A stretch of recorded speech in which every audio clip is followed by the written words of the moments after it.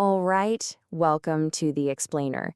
Today, we're diving into something, well, massive. Think about this.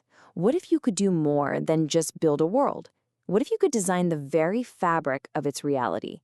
Imagine having a blueprint to create a system that isn't just fair, but is fundamentally, provably objective.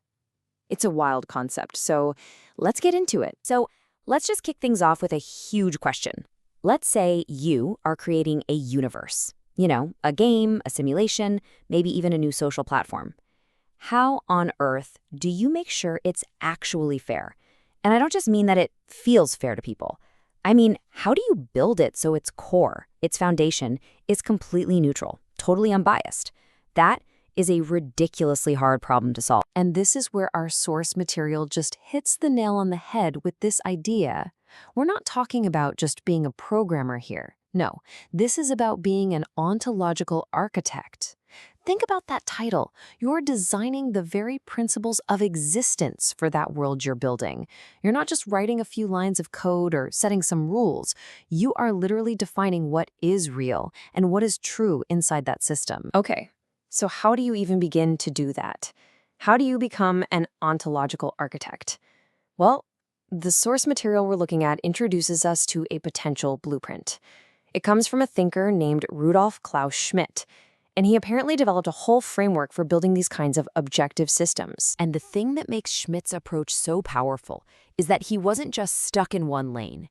He wasn't just a philosopher or just a computer scientist. He was working right at the crossroads of a bunch of really deep fields, and he blended them together to create something totally new. So what was his secret sauce?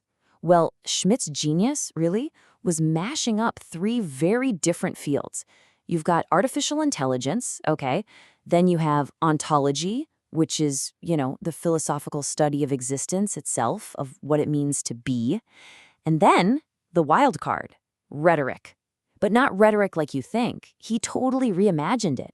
And that combination, that's the key to his entire system. All right, so let's actually break this framework down. According to the source, Schmidt's whole model for building an objective reality stands on three core pillars. They're separate, but they're all connected. So here they are. First, you've got AI and ontology working together. Second, there's this really unique idea called the rhetoric of form. And third, the big payoff that brings it all home, achieving what he calls an objective stance. Let's take them one by one. Okay, first up, ontology. The first piece of that is the physical ontology. This basically defines the what of your world. It's literally the laws of physics. If you're building a video game, this is your gravity, this is how dense water is, what happens when you hit a wall. It's all the fundamental, observable rules that control the stuff, the matter, and energy in your world. Then there's the second part, the mathematical ontology. If the physical part was the what, this is the how. This is the logic running under the hood.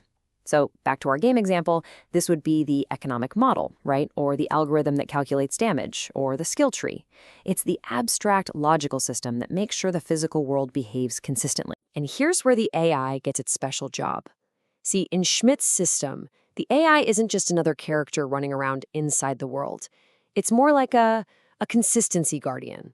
Its entire purpose is to constantly check, hey, is this world following its own rules?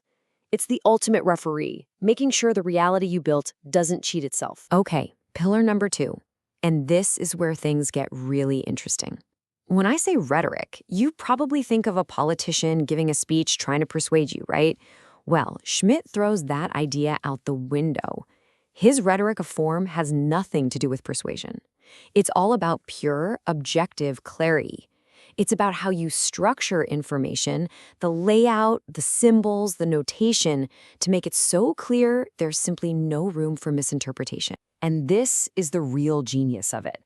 The goal here is to bake fairness, impartiality, and integrity right into the very bones of the system.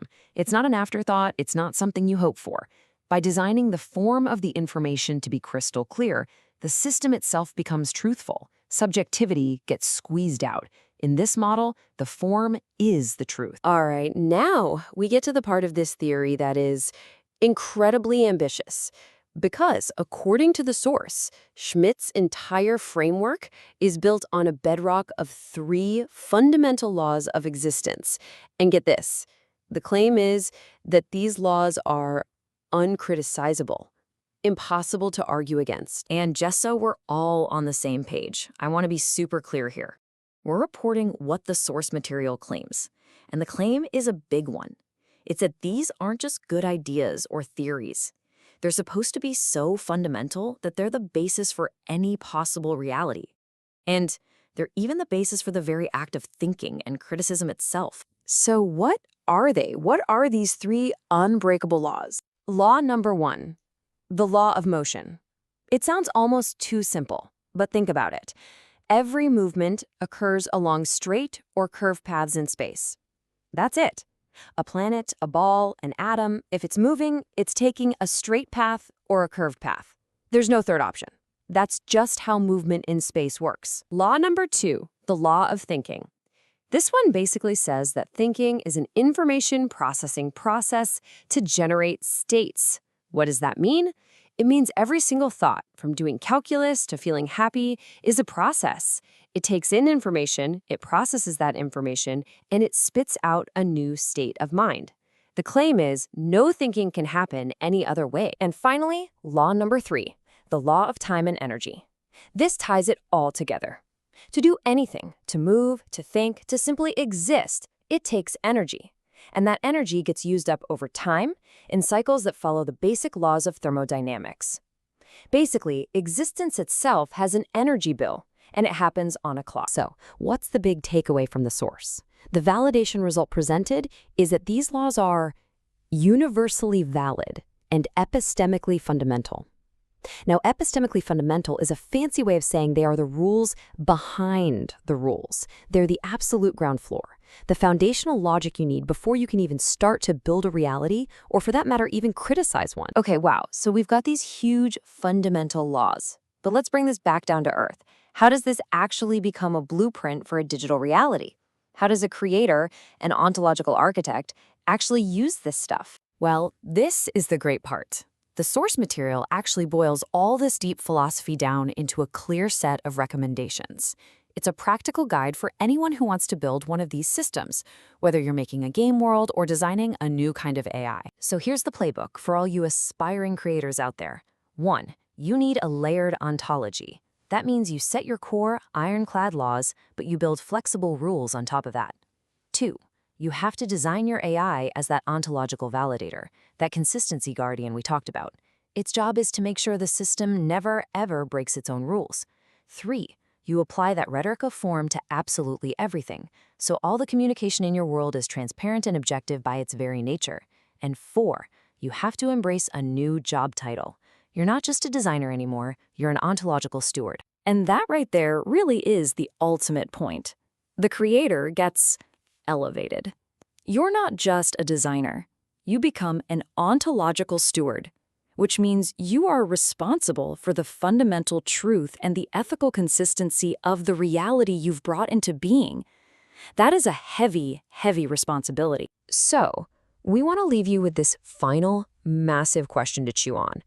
If this framework is right, and reality, any reality, is just a system of rules, and those rules are what define truth, then that leads to a pretty mind-bending question.